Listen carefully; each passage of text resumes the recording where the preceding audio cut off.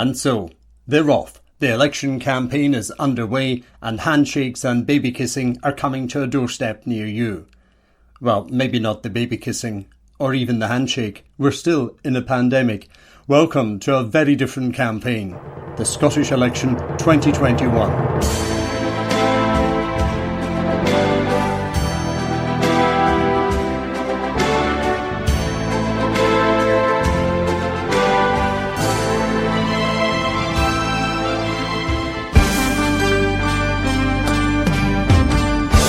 First Minister Nicola Sturgeon is exonerated by an independent inquiry. Scottish Labour says it's time for a new government and a new opposition. And Alex Salmond heads up a new indie party to run for Holyrood. From Caledonia Media, I'm Charles Fletcher with Scotland's favourite political show, The Week in Holyrood. If you think you can bully me out of office, you are mistaken and you misjudge me. If you want to remove me as First Minister, do it in an election. Matanba, Fiskama. Scotland's First Minister Nicola Sturgeon did not breach the ministerial code. Neither did she mislead Parliament. An independent inquiry says there was a bit of confusion along the way, but it isn't serious. The result of that inquiry did nothing to deter the Tories from performing political theatre this week. They petted their lip and orchestrated a vote of no confidence in the First Minister. They lost. Labour and the Lib Dems abstained in the vote. The Greens pulverised the Conservatives for their naked political tactic. Here's Patrick Harvey. The only resignations I have any interest in debating today are those of the committee members who have so systematically broken our rules, abused the trust of witnesses and played childish games with the serious issue they were asked to examine. They are the ones who should be resigning today. And any political party that wants to come out of this episode with a shred of credibility will do whatever it takes to identify the culprits and ensure that they are not able to stand for re-election in 6 weeks' time. They have shown contempt for the serious issue of sexual harassment. They have shown contempt for their witnesses. They have shown contempt for the rules of this Parliament, and having failed in their attempt to drag Scottish politics down to their level, they should just go. We, the voter, have our say on the 6th of May. Deputy First Minister John Swinney had his this week. I have sat in close quarters to the First Minister for many years. As colleagues, sometimes in active disagreement about priorities, most of them respectfully, First Minister, about money, if I seem to remember. But throughout all of my days of dealing with the First Minister, I have always known I was dealing with an individual of integrity, of character, of responsibility and of devotion. Devotion to serving the people of this country. She has given every ounce of her energy to protect the people of this country in the last trying 12 months over COVID.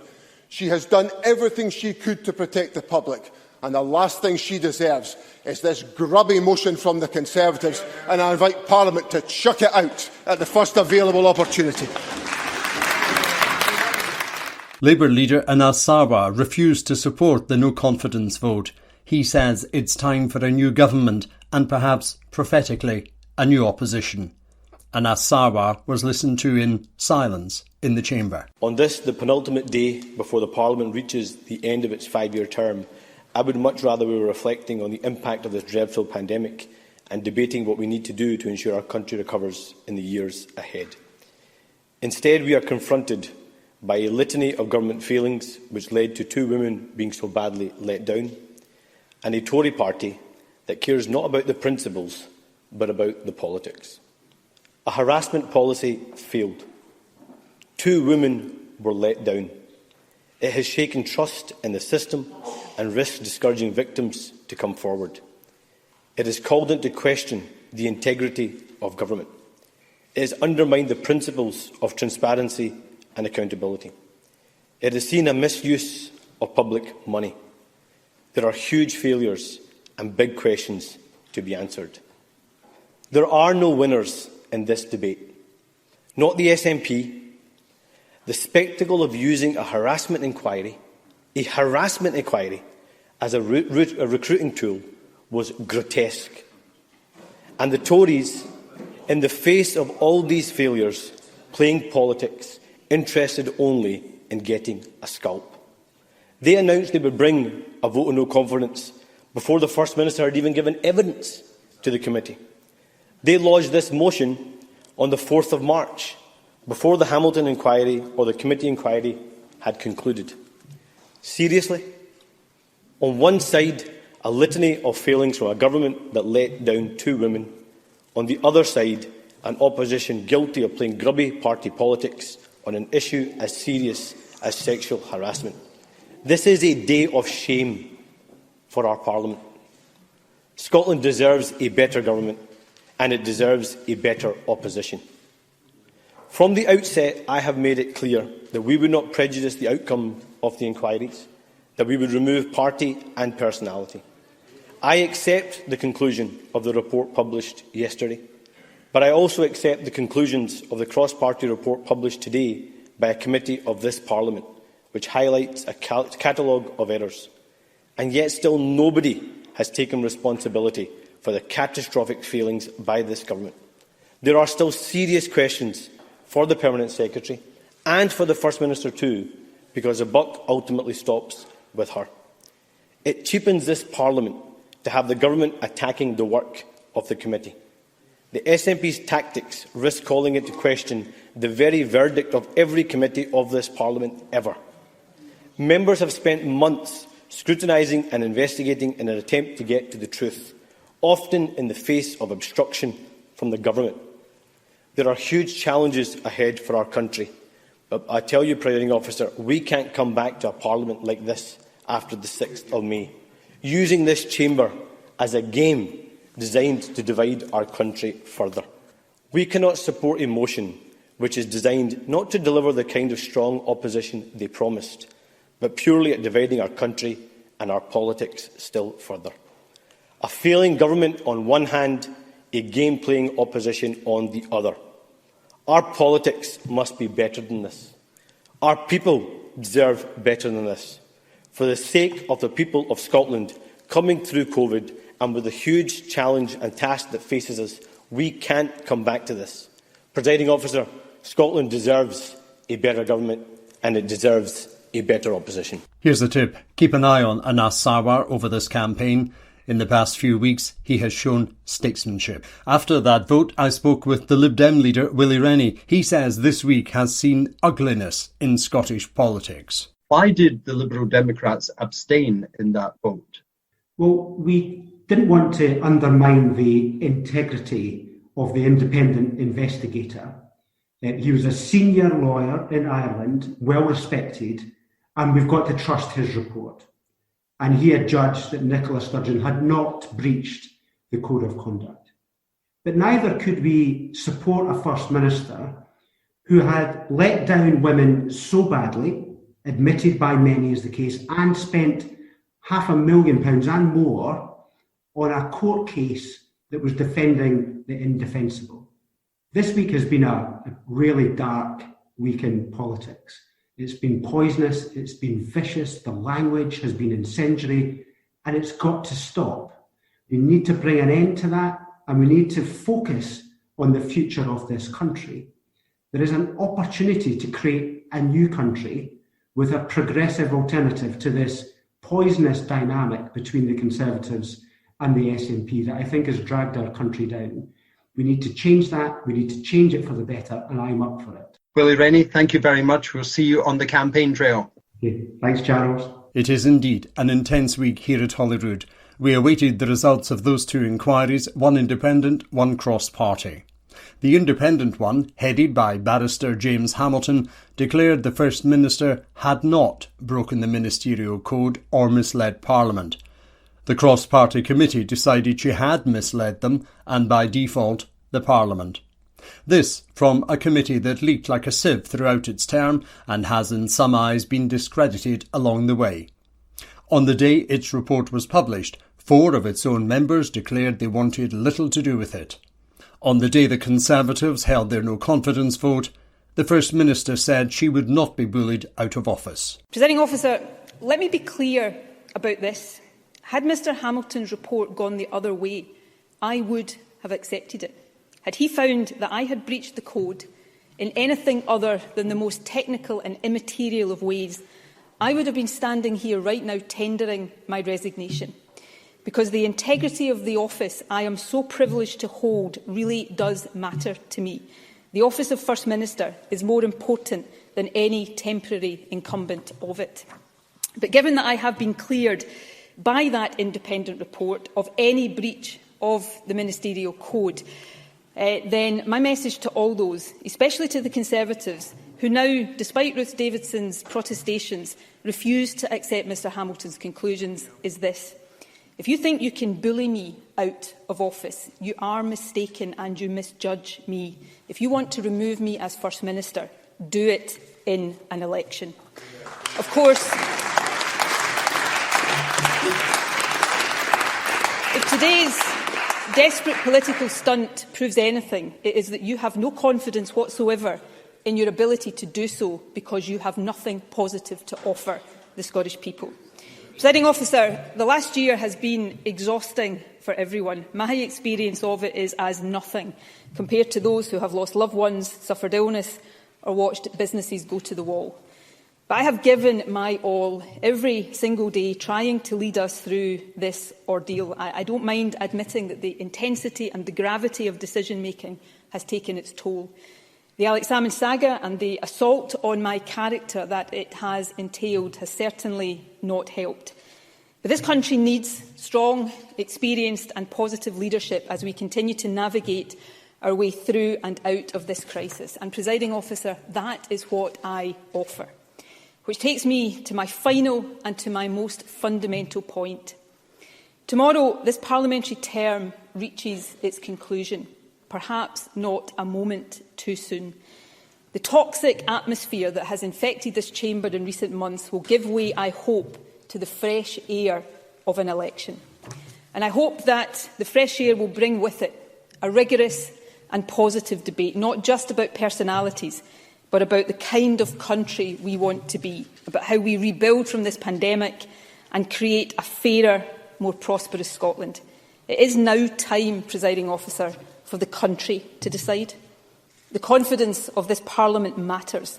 Of course it does. But it is the confidence of the people of Scotland that matters most. And that, the confidence of the people, is what I will seek to demonstrate and seek to win in the weeks that lie ahead. The former First Minister Alex Salmond is heading up a new independence party, and he says he'll run for Holyrood. Mr Salmond will lead the Alba party, and he plans to field candidates on the regional list in all parts of Scotland. He says he's aiming to craft a supermajority for independence. The party's strategic aims are clear and unambiguous: to achieve a successful, socially just, environmentally responsible, independent country. The tactics are to stand for the regional list to secure the supermajority for independence in our Parliament. We intend to contribute policy ideas to assist Scotland's economic recovery and to help build an independence platform to face new political realities. In the last election, there were nearly 1 million wasted SNP votes on the regional list. Only 4 SNP MSPs were elected in that way. In yesterday's Survation poll, the SNP would elect no regional seats at all from 1 million votes on the list. They would all be totally wasted independence votes. Now, if Alba wins regional list seats, the wasted votes end. The number of independents supporting MSPs in the Parliament could reach 90 or even more. The initiative for independence should then be led by the Parliament, uniting the parties. Boris Johnson has already said no to the SNP proposals. He will find it much more difficult to say no to a Parliament and a country. And the independence debate will be recast, not as the Tories against the SNP, but Boris Johnson against Scotland's Parliament representing Scotland's people.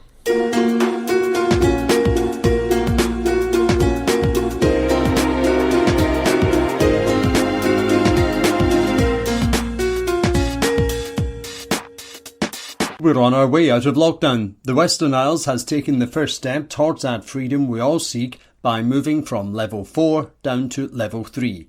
It's the first significant move out of restrictions as Nicola Sturgeon continues to take cautious steps.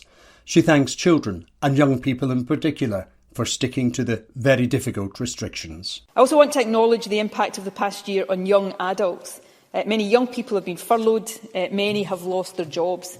Anyone who has been studying at college or university has had significant restrictions placed on how they study and in some cases where they live at one of the most formative times of any young person's life.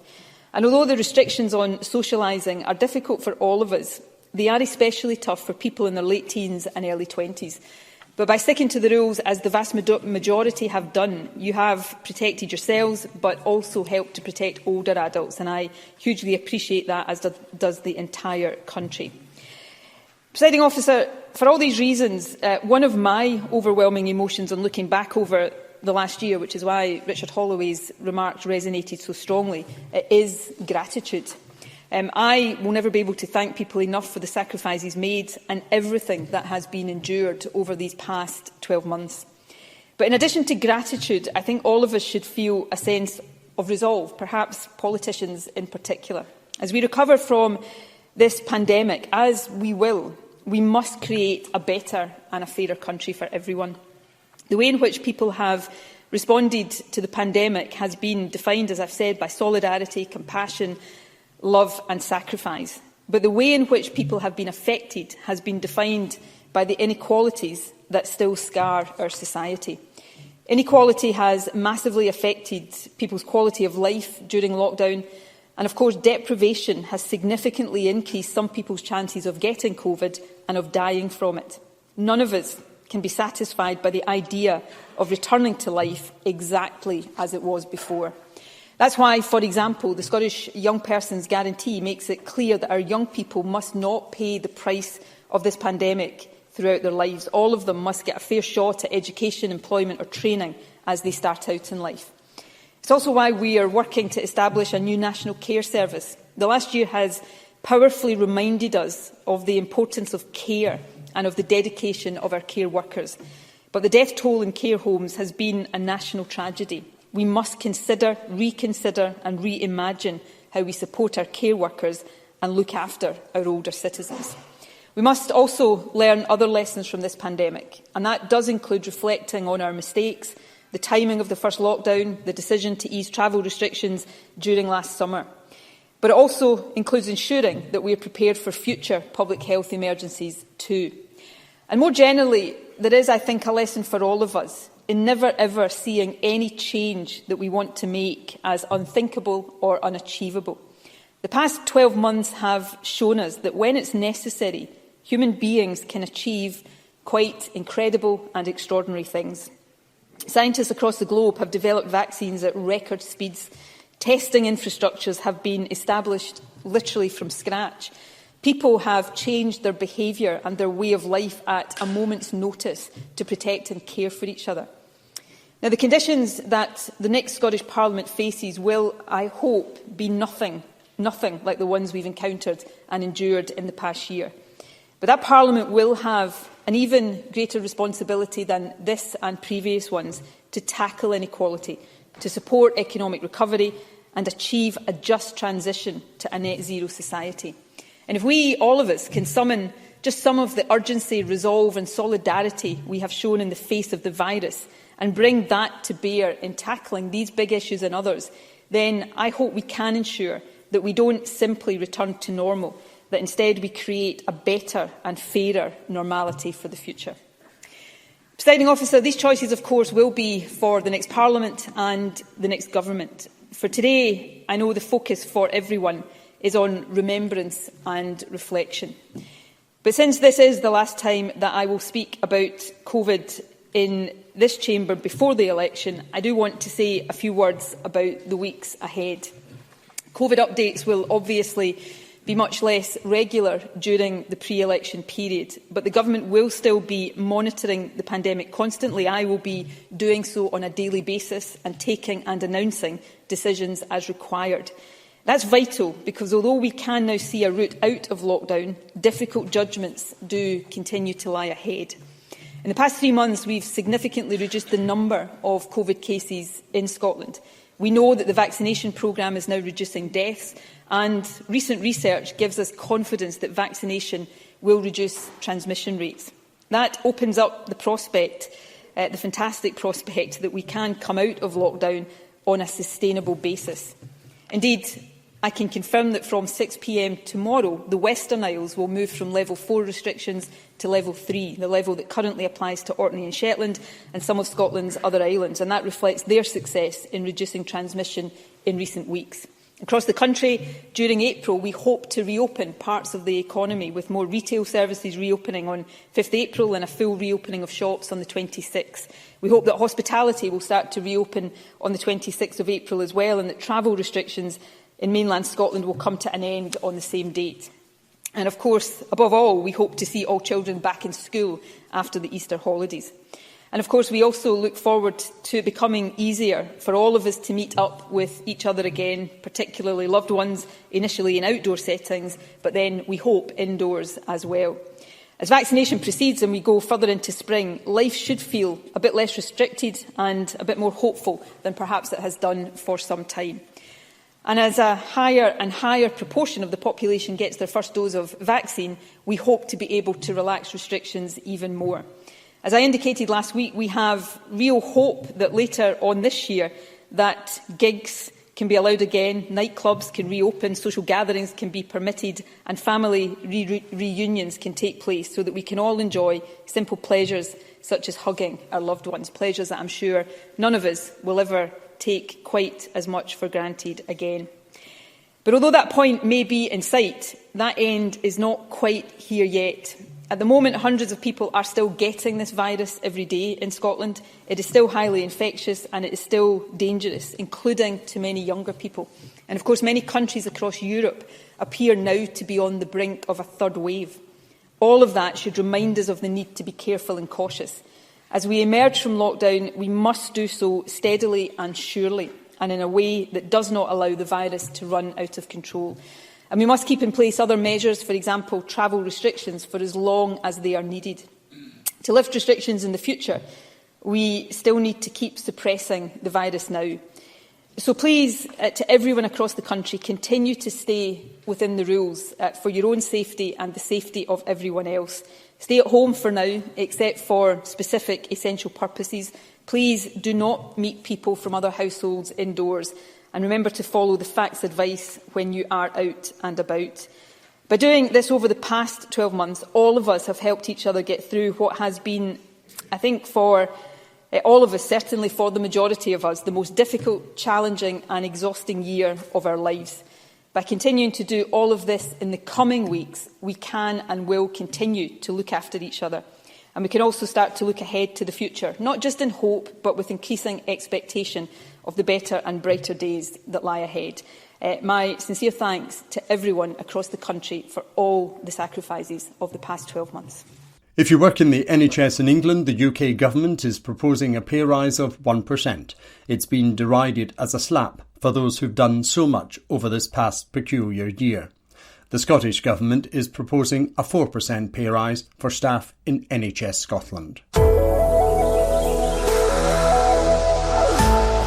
We've embarked on an election campaign in a pandemic. It'll be different, but the politicians and journalists will do their best to have direct contact with you over the coming weeks. The election is on the 6th of May. Now, you still have time to apply for a postal vote if you'd rather not go to a polling station. Go to gov.uk for details.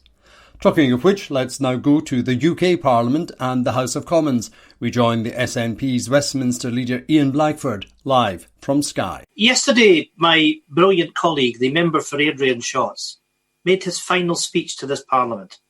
He is standing for the Scottish Parliament and is doing the right thing by stepping down as an MP.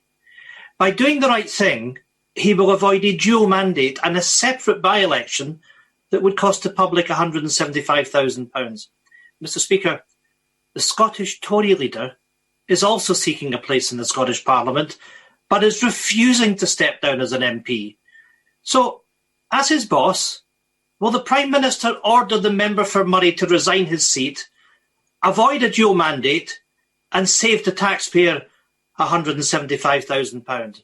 Or or Joe mandates one more Tory policy where they think greed is good? Prime Minister. I think my honourable friend, the member for Murray and Ross, is doing an excellent job of holding the Scottish National Party to account for their manifold failings, not least on education, failing to deliver on crime, and failing, in my view, to deliver for the people of Scotland, so caught up as they are in their desire for independence and another referendum. And for separation. I'm amazed, actually, that he hasn't mentioned it so far, but perhaps he will now. Let's go back to Ian Blackford. Ian.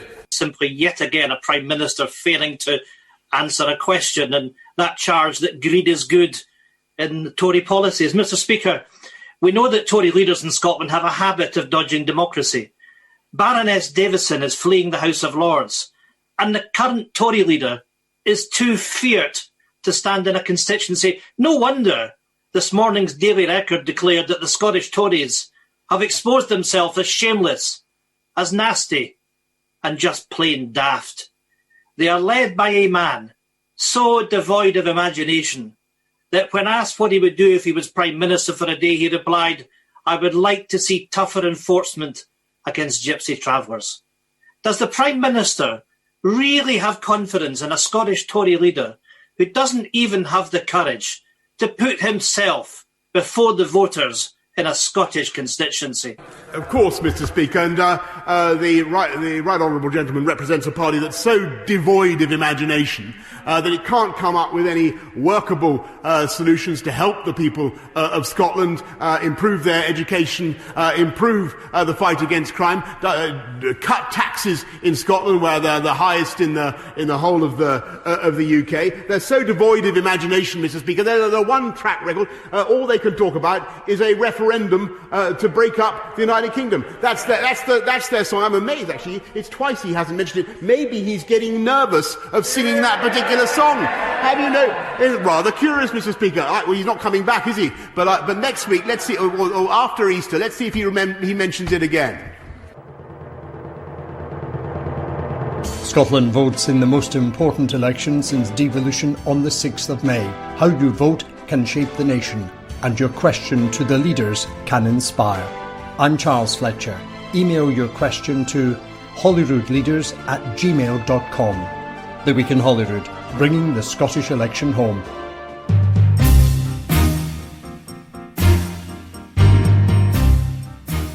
You're listening to The Week in Holyrood. I'm Charles Fletcher, and coming up in the next half hour, questions to the First Minister. This government has had years in charge of education. So why is progress on closing the attainment gap so slow? I'm actually pleased that Ruth Davidson is back on the issue of education and attainment in, of course, what is her last FMQs before she goes to the unelected House of Lords. Presiding Officer, I think a bit of contrition might be in order from the First Minister after the failures of her government that have been exposed, rather than a lack of honour. While Ruth Davidson is off taking £300 a day to sit in the unelected House of Lords, those of us in this chamber will be getting on with the job of improving education for all. I appreciate it's a political exchange, and I always allow some latitude, but the First Minister twice mentioned the House of Lords. I think the point has been made. No, it's a political exchange. I get it. I do understand it. However, the point has been made. I'd rather it wasn't so personal. Gallant, but not required, Presiding Officer. And the Presiding Officer reflects on his past 5 years in office. I think you're right. I think you've actually put your finger on the greatest achievement of all, the fact that the Scottish Parliament now, at the centre of public life, is the voice for the people of Scotland. If the people of Scotland want to shape their own affairs, if they want to address their health issues, to address poverty, to build the economy, to build an educational future for their children, they do so through the Scottish Parliament. Any concerns, any unfairnesses, anything they wish to challenge will be aired by their representatives on the floor of this chamber or in the committee rooms of this building. So, first to FMQs. For the final time, here's Ruth Davidson as Group Leader of the Holyrood Tories. Her boss, Douglas Ross, plans to be here as a list MSP after the election. He also plans to continue as an MP and a linesman in Scottish football. Ruth Davidson is going to the House of Lords. Presiding Officer, there have been 3 major publications released this week, and while questions about the lack of accountability and the serious flaws in the government's handling of sexual harassment complaints remains over the first 2, today, in my last FMQs, I want to make sure that the 3rd document, the Audit Scotland report on the attainment gap, doesn't go unexamined. Before we get into the detail of that, at today's Education Committee, the Deputy First Minister said he was nervous about the use of the phrase catch-up when talking about pupils affected by the pandemic, as it assumes that all children have fallen behind. Does the First Minister agree with that view, or does she share my concern that everything possible must be done to help pupils catch up after the better part of a year out of the classroom? First Minister. Well, I'll come on directly to that question, but can I say, first of all, Presiding Officer, Ruth Davidson could have chosen to ask me about education in any one of the previous weeks. Instead, she has chosen to indulge in smears instead of focusing on the issues that people want. So I'm actually pleased that Ruth Davidson is back on the issue of education and attainment in, of course, what is her last FMQs before she goes to the unelected House of Lords. On the issue of attainment, the Audit Scotland report this week had lots for us to think about as we head to the election and as a new government takes office after the election. It narrates much progress, both in raising attainment and in closing the attainment gap. It obviously recognises the impact that COVID has had on that progress, but also, I think, can give us confidence that the key building blocks are in place through the Attainment Challenge, increased funding, increased numbers of teachers.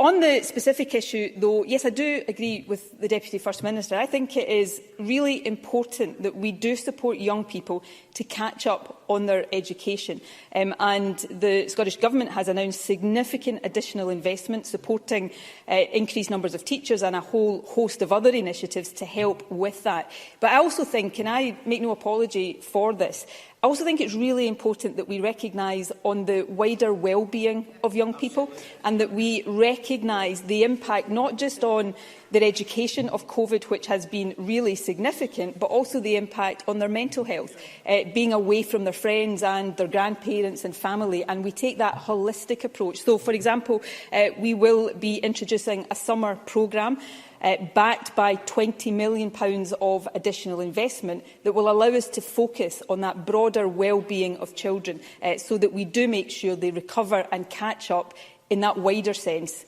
Education is part of that, but it is not the only part of that. Ruth Davidson. Presiding Officer, I think a bit of contrition might be in order from the First Minister after the failures of her government that have been exposed, rather than a lack of honour or indeed a contrition drive. Now, I just don't know how the Deputy First Minister can say that he is concerned about the words catch-up, because there is simply no way that pupils who would otherwise have spent the entire year in class can have done anything other than fall behind through no fault of their own or their teachers over the last 12 months. The only question is how far.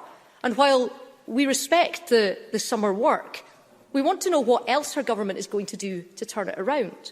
And it's not as if there wasn't already a serious problem in Scotland with a deeply entrenched attainment gap. This week's Audit Scotland report says that the attainment gap remains wide and that improvements are not happening quickly enough. They specifically say that those in the most challenging circumstances have been most affected by the impact of school closures. And those same disadvantaged children have less access to remote learning and to online resources. This government has had years in charge of education. So why is progress on closing the attainment gap so slow? First Minister. Well, first of all, Ruth Davidson has spent weeks misrepresenting me, and there are many legitimate questions that should have been and have been asked of me, and I have shown plenty of contrition where that contrition is merited. But Ruth Davidson, I know there is division. I hear on the grapevine there's lots of division within the Conservative Party about their tactics over the last few days. So moving on from misrepresenting me, Ruth Davidson is now misrepresenting the Deputy First Minister. I'm really not sure what many people could find to disagree with in the view that, yes, we should help young people catch up in their education, but that as we do that, we should help young people recover from the overall wider impact that COVID has had on them. That's the point the Deputy First Minister was making, and I find it really hard to see how and why Ruth Davidson would disagree with that. The Audit Scotland report, of course, has much to say about progress.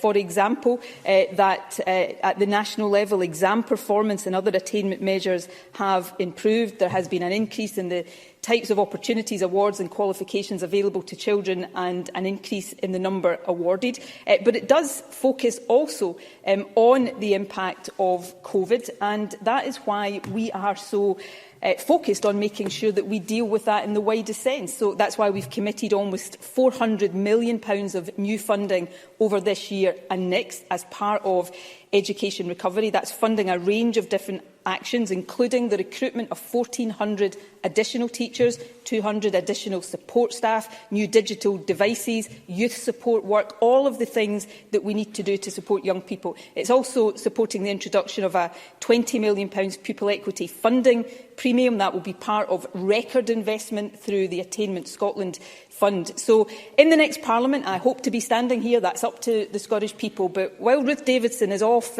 taking £300 a day to sit in the unelected House of Lords, those of us in this chamber will be getting on with the job of improving education for all. Ms Davidson, just before we continue, I appreciate it's a political exchange, and I always allow some latitude, but the First Minister twice mentioned the House of Lords. I think the point has been made. No, it's a political exchange. I get it. I do understand it. However, the point has been made. I'd rather it wasn't so personal. Ruth Davidson.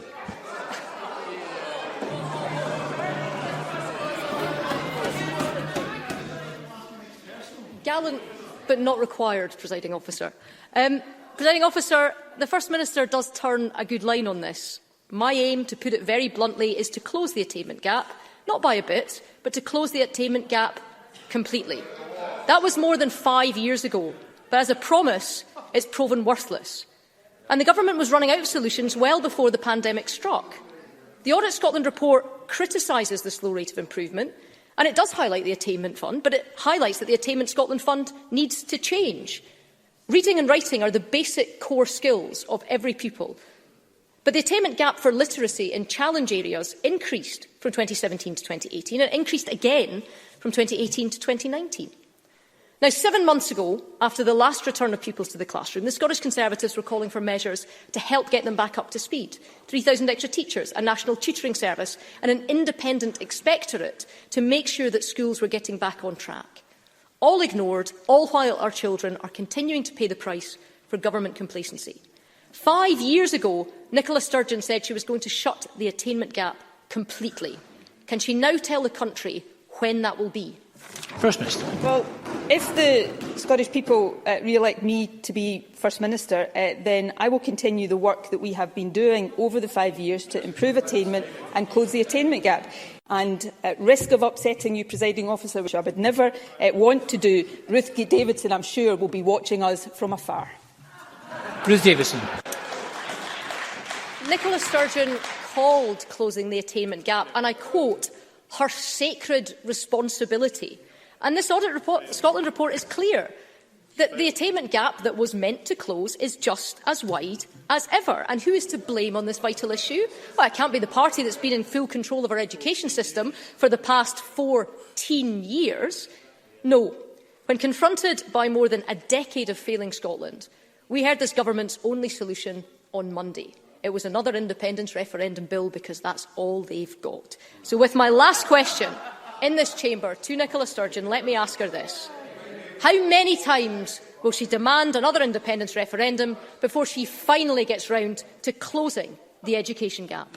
First Minister.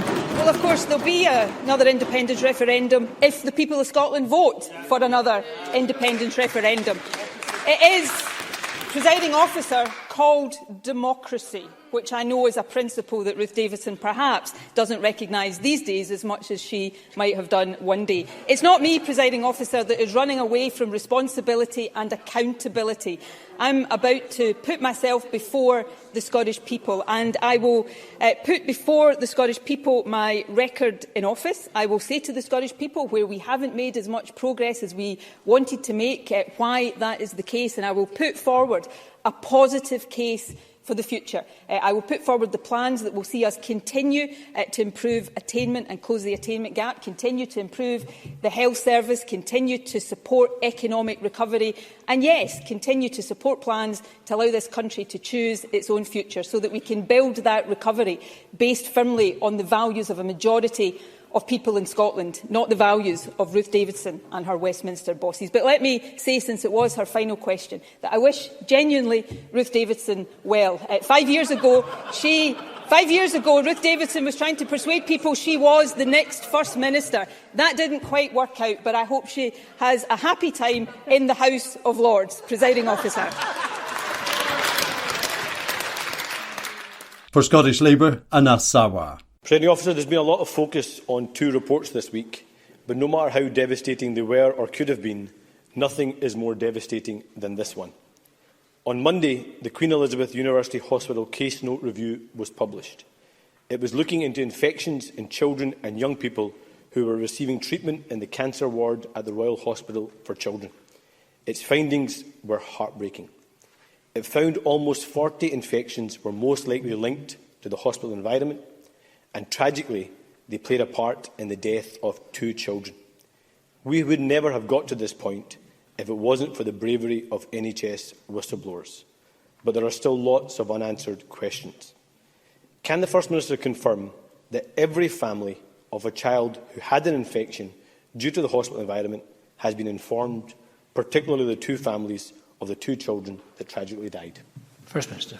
Well, can I first of all agree with the characterisation of this report? Can I also agree that there are questions that still require to be answered, and there are undoubtedly questions that families want to be answered, which is why, of course, that we have instructed a full public inquiry into this matter. The inquiry was formally launched on the 3rd of August last year, and of course we look forward to that inquiry doing its work in the months to come. I am pleased that the Oversight Board has published its final report.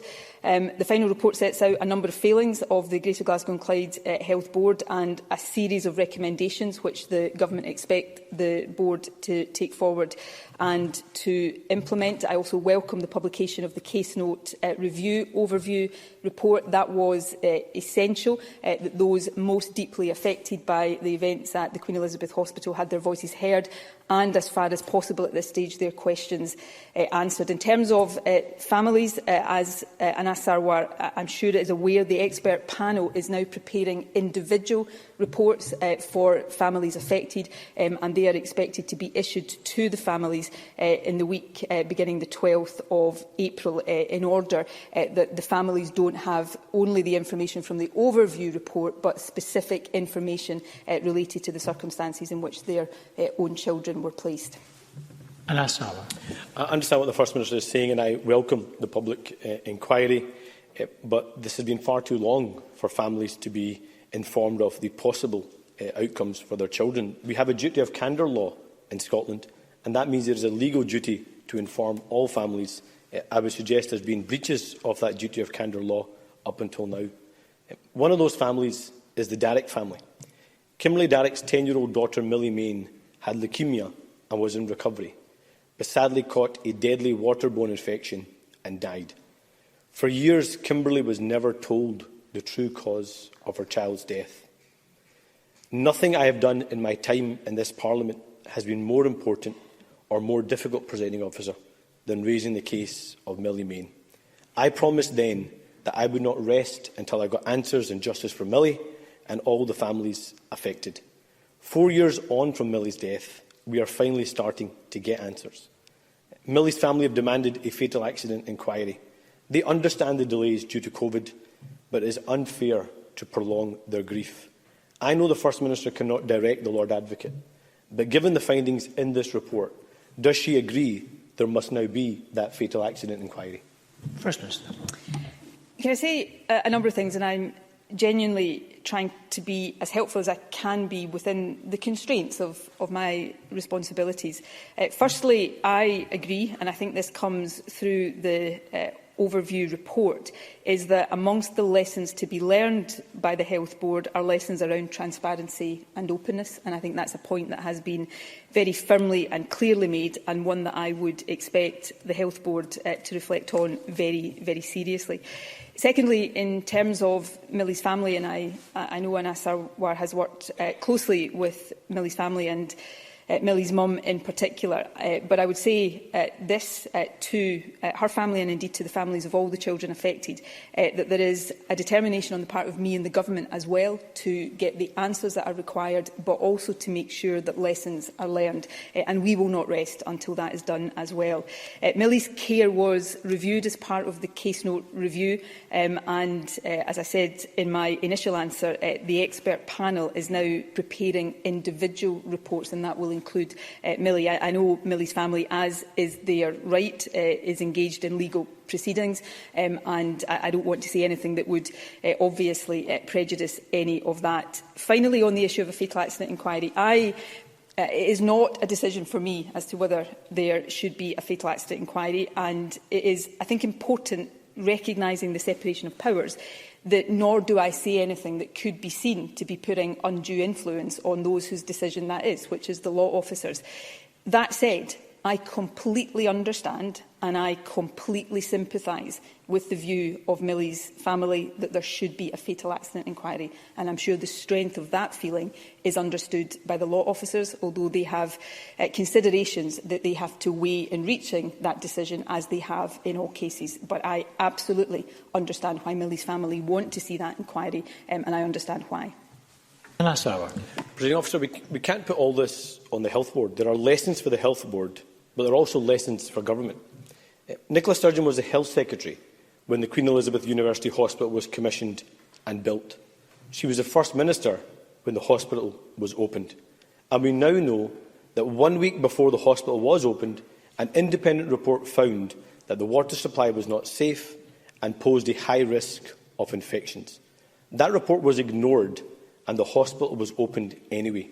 Another example of secrecy and failure that has had devastating consequences. And no one would have known without the bravery of NHS whistleblowers and this being exposed in Parliament. This case is just one of the huge challenges our country was facing even before COVID. There are countless others. And we know that even when lockdown ends and the virus is defeated, we will need to focus all our energy and effort on delivering the strong and fairer recovery that Scotland needs. We can't come back after the 6th of May and carry on the old arguments. Politicians fighting with each other, focused on their own interests and not the national interest. Why can't the First Minister see that? First Minister. I don't want to... I'll come on to that final point because I think it is important, actually, and I've got a particular perspective on that after this last year. But on the issues of the Queen Elizabeth Hospital, I agree there are lessons for government as there are for the Health Board. And I hope that whatever people think about my decisions, whatever they think about my politics or my views on things, this is a government that is prepared to face up to issues that arise and to learn lessons. The public inquiry here that has been instructed is a key part of doing that, and that public inquiry will look at all of the issues, all of the parties and players involved in this and reach its conclusions, and I think that is right and proper. When you're in government, one of the jobs, and I say this with no disrespect to other ministers, every ministerial job is a really important one that carries heavy responsibilities. But when you're Health Secretary, I think you, as I was, I think you recognise each and every day the particular import of the decisions that you make. So these things weigh heavily and you carry that responsibility very heavily. So I absolutely recognise the importance when things do go wrong of recognising that and learning lessons. On the issue about focusing on the things that matter, again, there are plenty of things that divide us in this chamber, and And actually, that's the hallmark of a healthy democracy. We should be able to have these debates and these differences of opinion without resorting to personal attack and personal smear. And that's what I hope changes in the next session of Parliament. But every single day over the past year, I have focused. Some people will agree with the decisions I've taken, some people won't, but I have focused 100% on trying to lead a country through a crisis, and that will continue to be my focus for as long as I am First Minister. And I do think it changes your perspective. It's changed my perspective, and as we come back from the election, yes, we have differences of opinion. We should debate these things rigorously. The future of the country really matters, and it really matters that we get it right. The powers in this Parliament, the values that guide our recovery. We shouldn't shy away from these debates, but we should do it respectfully, we should do it civilly, and we should all do it recognising that while we might disagree, we all have the best interests of this country at heart. And that's the spirit I hope we will bring back with us, those of us coming back after the election into the new session of Parliament. Lib Dem leader Willie Rennie. That should be the spirit of the Scottish Parliament, and that is something that I think we all have a responsibility to try and live up to. But Scottish politics in the last year, I'm afraid, has been poisonous, and it does need to change. The Audit Scotland report did say the Scottish Government's performance on education is limited and falls short. The First Minister did say she would close the poverty-related attainment gap completely, but that was 6 years ago. It won't be done overnight, she predicted, but we've had 2,000 overnights since then. The First Minister didn't answer the question earlier, so I ask her again. How much longer would young people have to wait before the First Minister delivers on what she promised? First Minister. Well, look, I intend to continue doing what I and the Government have done for the last 5 years, is making the progress, taking the decisions, making the investments to progress that. And I expect to see us make significant progress, building on the progress in this Parliament over the next Parliament, if that's what the people of Scotland, of course, choose. It's right to prioritise raising attainment and closing the attainment gap. The Audit Scotland report recognises, and I'm quoting here, that the complexity of contributory factors means that it will take time to achieve that. They also recognise that COVID has undoubtedly hampered progress. Again, I'm quoting, pupils living in the most challenging circumstances have been most affected by school closures. Inequalities have been exacerbated by COVID. But they also narrate progress. Exam performance and other attainment measures improving, the increase in the opportunities, awards, qualifications and the number of those being awarded. They talk about the increase in school investment over the last few years. So the building blocks are in place, progress has been made, and my focus and my determination, if the people of Scotland put their trust in me and us again, is to make sure we continue that in the next session of Parliament. Willie Rennie. I really don't think the First Minister should be really trumpeting a 36-point poverty-related attainment gap. The First Minister has not been in power for 5 years. It's been 14 years in power, and she is responsible for the state of education today. And at this rate of progress, it will take 35 years to have equity in education. We are about to go into an election campaign where it's up to the Scottish people. And in the election campaign, I will put forward my record, the record of my government. I will be straight with the Scottish people about the challenges we face, where we haven't made enough progress and what we intend to do about it. And on the 6th of May, people in Scotland will make their decision. They will either re-elect this government or they won't. That's democracy. That's accountability and scrutiny. And it's accountability and scrutiny that I welcome and I relish. At the end of this, the 5th session of Parliament, some familiar faces are departing. More than 30 MSPs are standing down, notably some from the original intake of 1999, including Joanne Lamond, Linda Fabiani and Ken McIntosh. Ken is the current presiding officer, elected to the post in 2016. Presiding Officer, thank you so much for joining us again on The Week in Holyrood. I remember your first broadcast on The Week in Holyrood when you were Presiding Officer. I seem to recall I was also the first broadcaster to interview you after the election. What do you remember of that day? I do remember, Charles, you were the very first interview that I had to do, and that I was delighted to do. I remember I was still slightly stunned and surprised, and I'm not sure I told you then, but I mean, I don't think anybody goes into politics to become presiding officer. You win because you want to change things and make a difference and stand up for people. But I'd always believed in the Scottish Parliament. I still very much believe in it, and that's what the role of presiding officer is all about: a chance to defend this institution, to make it true to its principles, accessibility, sharing power with the people of Scotland. And I hope after 5 years that's what I've done. But it is an incredible position of responsibility, isn't it? Because you are representing, you're the face, the voice, the sound of the Scottish Parliament. And as we've spoken before, who could imagine back in 1999 Parliament would be where it is now, the very centre of Scottish politics and life. And we couldn't imagine Scotland without this place. I think you're right. I think you've actually put your finger on the greatest achievement of all, the fact that the Scottish Parliament now at the centre of public life. And we'll hear more from Ken McIntosh next week, who's still in post until the new session begins in May. There's always something of theatre in politics. It brings highs and lows, it generates humour and sadness. 5 years ago, I recall sitting in the press gallery with my colleague Simon Olivier Gagnon and accidentally playing a bit of music from my phone as Ken McIntosh came in as the new presiding officer. The vocals belted out, "Things can only get better," much to the mirth of journalists across the gallery and my embarrassment. It's time now to get back out on the election trail.